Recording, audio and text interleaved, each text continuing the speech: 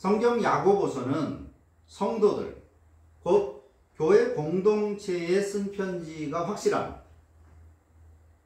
교회에 보낸 편지입니다.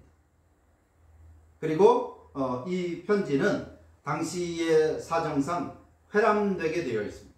즉, 한 교회 안에만 준 것이 아니라 그 지역에 지금처럼 복사하거나 인쇄를 할 수 있는 상황이 아니었기 때문에 필사를 해야 되기 때문에 이걸 필사를 하든지 원본을 돌리든지 해서 그 주변의 여러 교회들에게 주는 편지였습니다. 지금도 그렇지만 어느 시대를 막론하고 교회 안에는 참 성도가 아닌데 본인이 성도라고 착각하고 사는 사람들이 있습니다.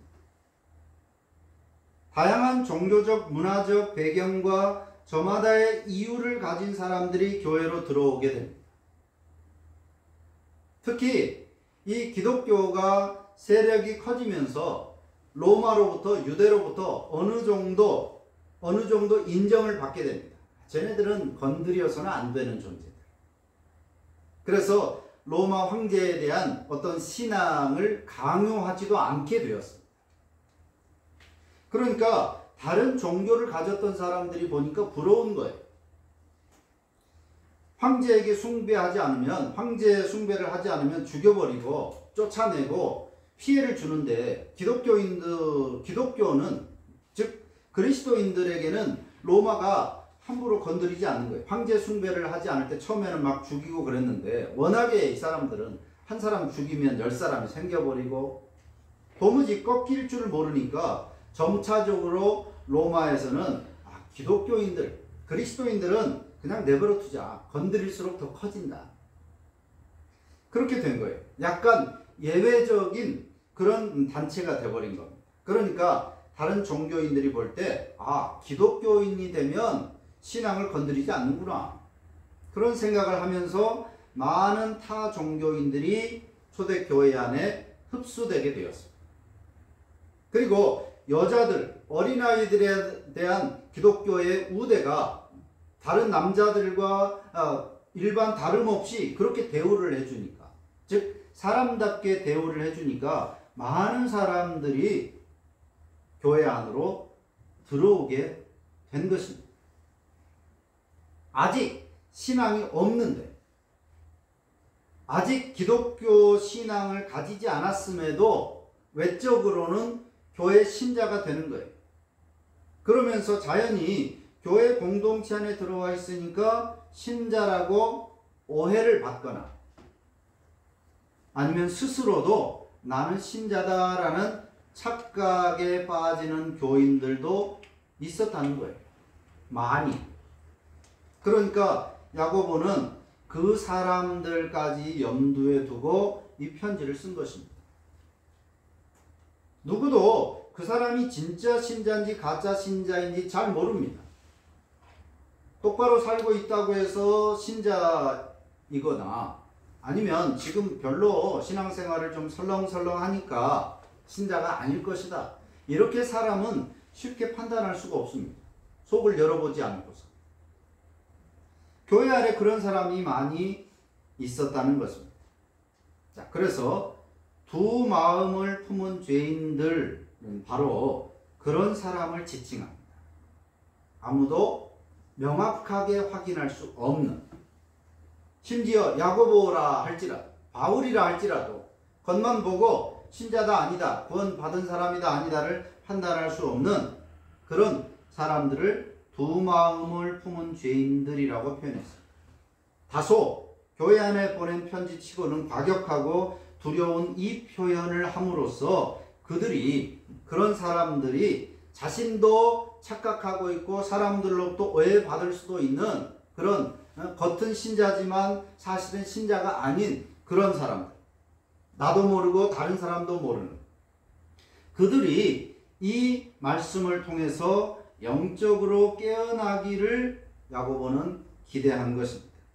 교회 안에 있고 함께 섞여서 성찬도 하고 애찬도 참여하고 찬양도 부르고 더 나아가서 구제와 봉사 등 신앙적인 행위도 열심히 할 수 있지만 그러나 그들은 성도가 아닌 겁니다. 두 마음을 품은 사람, 죄인이. 그들에게 요구하는 행동 강령이 항상 기뻐하라는 말씀이 아니었습니다. 여러분은 지금 교회 안에 있으니까 신자입니다. 그러니까 항상 기뻐해야 됩니다. 이렇게 말씀하는 것이 아니라 야고보는 오히려 그들에게 누군지는 모르지만 특정해서 누구라고 말할 수는 없는 것이죠.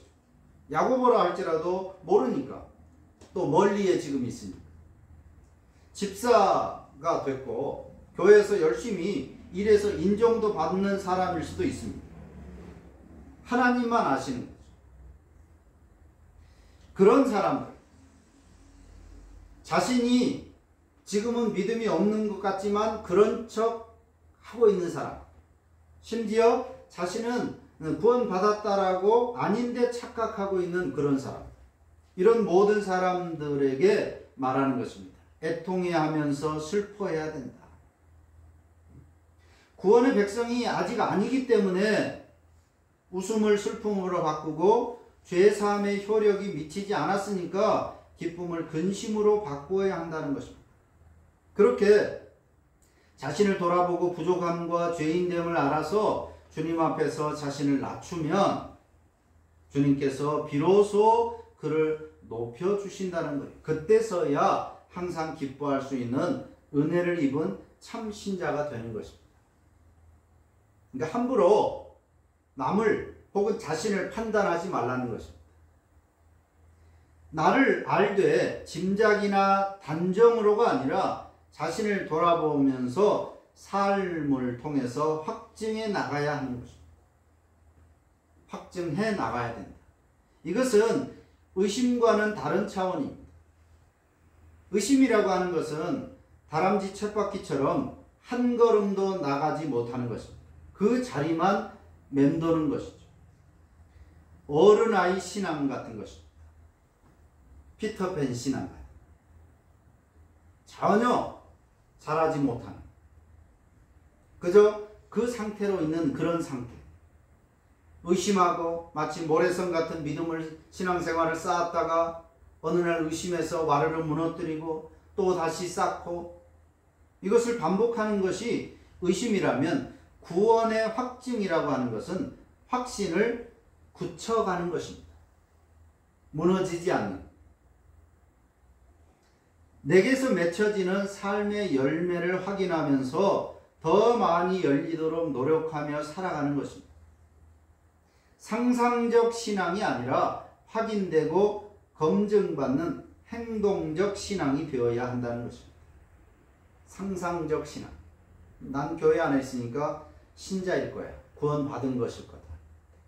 상상하는 신앙이 아니라 삶을 통해서 확인되고 검증된 행동적 신앙이 되어야 한다는 것입니다. 이런 삶을 성화라고 하는 것입니다.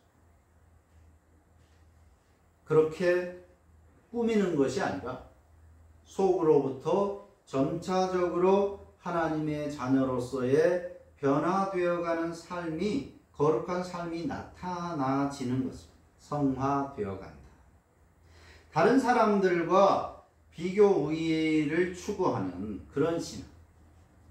저 사람보다는 내가 더 나으니까 하는 그런 것이 아니라 언제나 하나님 앞에서, 호람되어 하나님 앞에서 죄된 습관들을 털어내고 악한 본성을 다듬어가는 그런 삶입니다.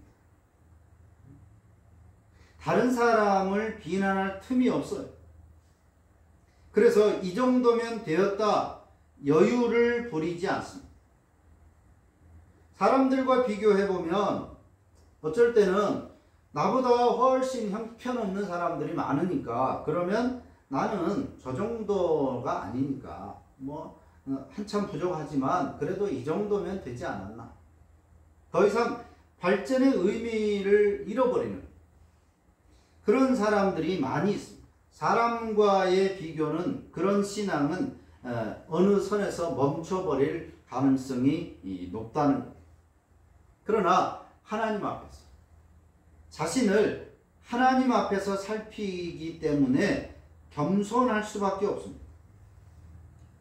하나님 앞에서 자신을 살펴보기 때문에 아무리 대단한, 사람들이 볼 때 정말 대단한 일을 많이 했습니다 라고 칭찬할지라도 하나님 앞에서는 그것은 아무 의미도 없기 때문에 항상 감사할 수밖에 없는 거죠.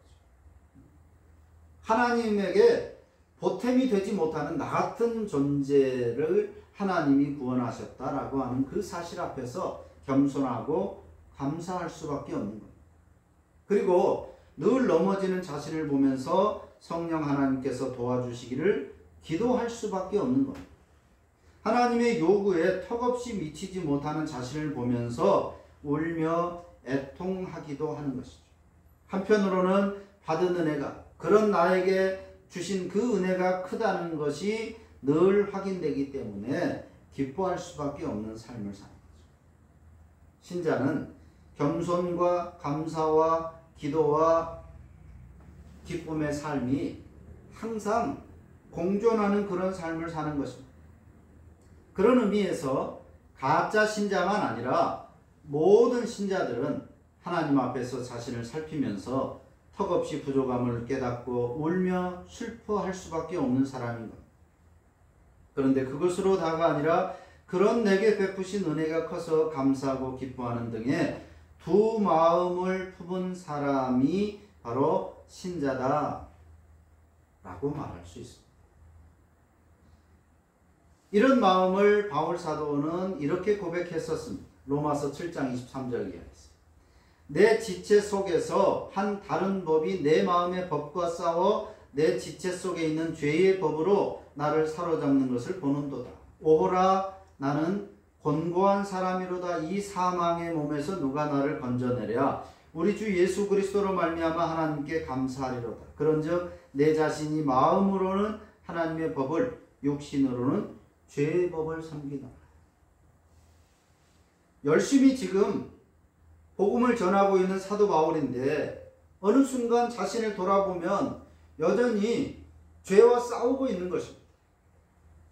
누가 볼 때 정말 대단한 사람인데 열심히 복음을 전하고 어쩔 때는 맞기도 하고 굶기도 하고 그러면서도 복음을 전하는 사도 바울인데 정작 사도 바울 자신은 자기 속에 늘 끊임없이 솟아나는 그 죄에 대한 것과 싸우고 있는 것입니다.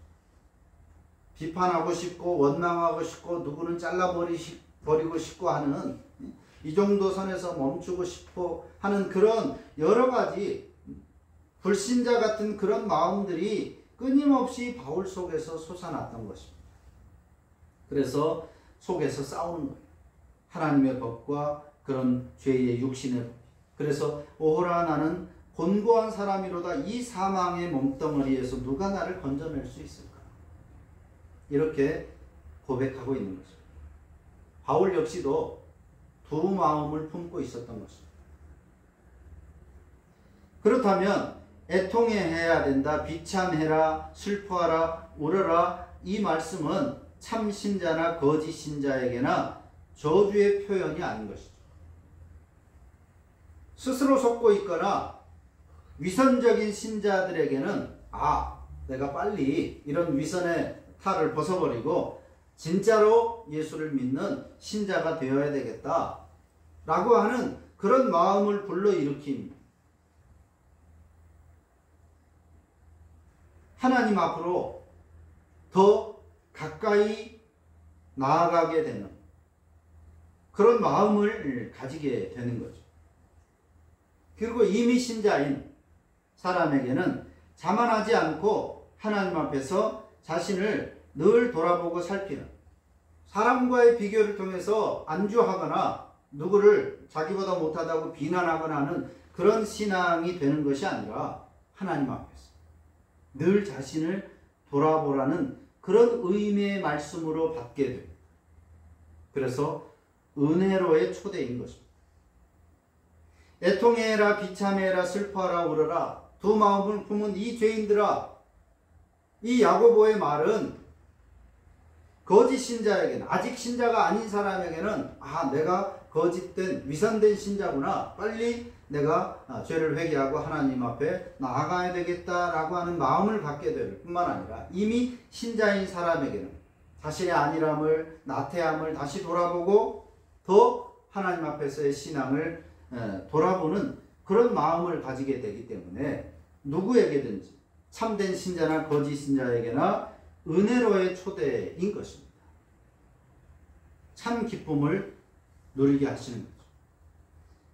많은 경우 신자들은 자신을 돌아보지 않고 착각의 늪이라는 신앙에 빠져 삽니다. 그러다가 어느 날 자신의 죄성, 죄된 삶을 보게 되죠. 그리고 흠칫 놀라게 됩니다. 그러면서 감추기에 급급하거나 다시 원점으로 돌아가서 구원 자체까지도 의심하는 그런 다람쥐 쳇바퀴 같은 신앙의 삶을 살아가는 것이죠. 자신도 죄를 지을 수 있다는 그 사실을 많은 사람들이 잊어버리고 살아갑니다. 그리고 죄를 짓게 되면 놀라게 되는 것입니다. 그리고 그것을 감추려고 하는 것입니다. 또 좀 더 양심적인 사람들은 내가 그동안 믿음이 있다고 했는데 아니었나 보다. 내가 그동안 구원 받았다라고 생각했는데 아니었나 보다. 다시 원점으로. 그러다가 어느덧 교회는 거짓 신자들, 상상적 신앙으로 넘쳐나서 오늘에 이르러서 교회는 썩은 냄새로 진동하게 되는 것입니다. 아무리 감추어도 그 죄는 드러나게 되어 있는 거예요. 또한 의심의 늪에 빠져서 자라지 못한 어른아이 신앙인들이 넘쳐나기 때문에 겉으로는 장로가 되고 목사가 되고 집사가 되고 10년차, 20년차 신앙이 됐는데 속의 신앙은 전혀 자라지 못한 것입니다. 몸은 어른인데, 연륜은 어른인데, 직분은 어른인데 신앙은 어린아이인 그런 신앙인들이 넘쳐나기 때문에 교회들이 시끄럽고 사리 분별을 못하고 사악한 자들에게 이리저리 이용만 당하는 거짓의 포로가 되어서 살아가고 있는 것입니다.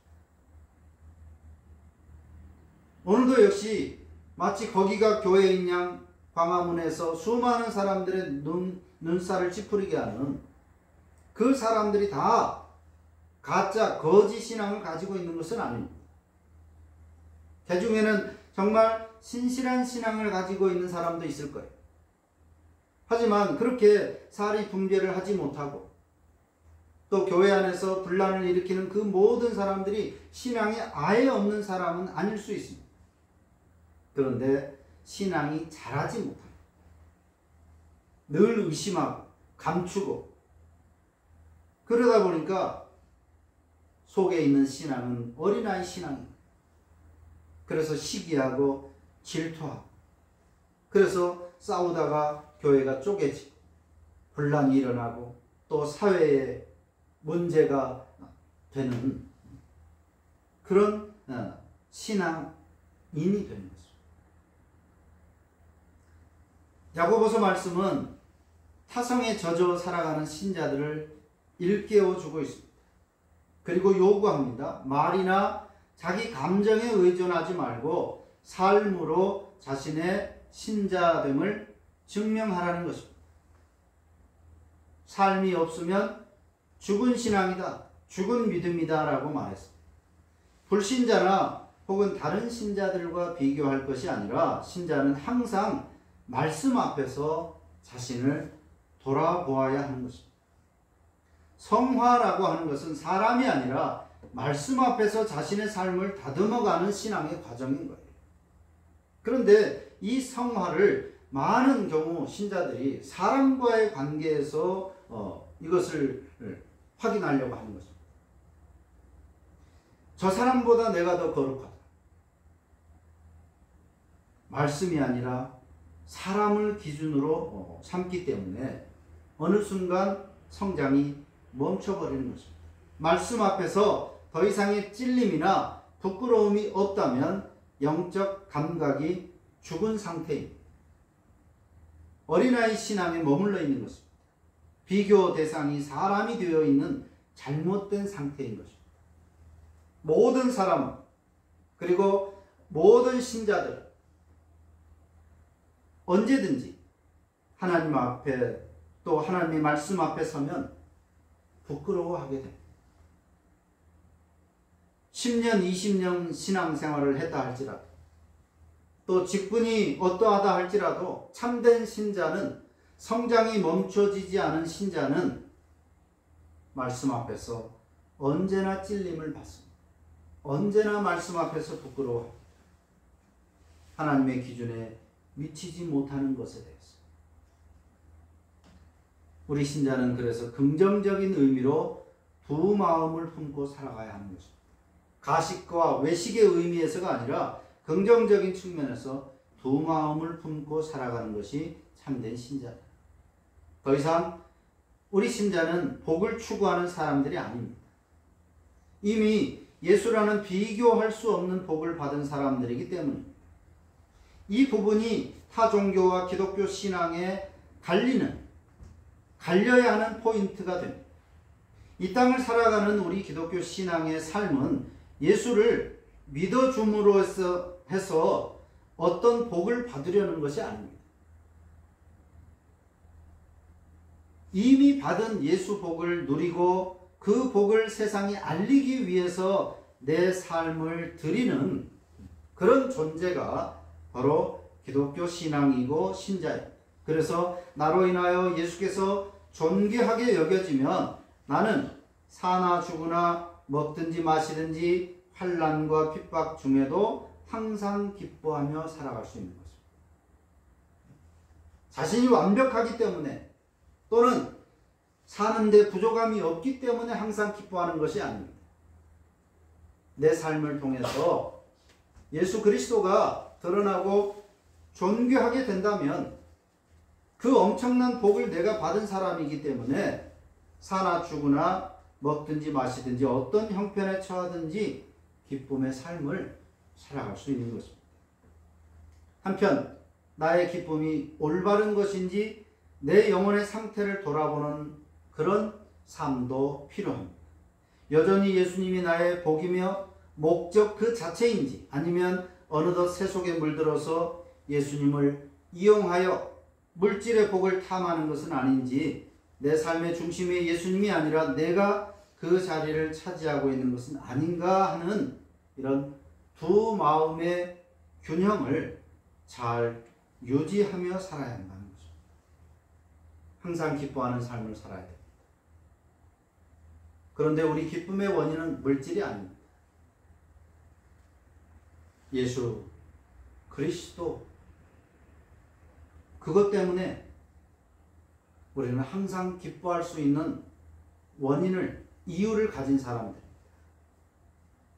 그럼에도 우리의 부족함을 통해서 늘 찔림을 받고 원통해하고 아쉬워하고 부끄러워하는 그런 마음을 가짐으로써 더 하나님 앞에 신실하게 살려고 노력하는 그런 마음도 우리 속에 있습니다.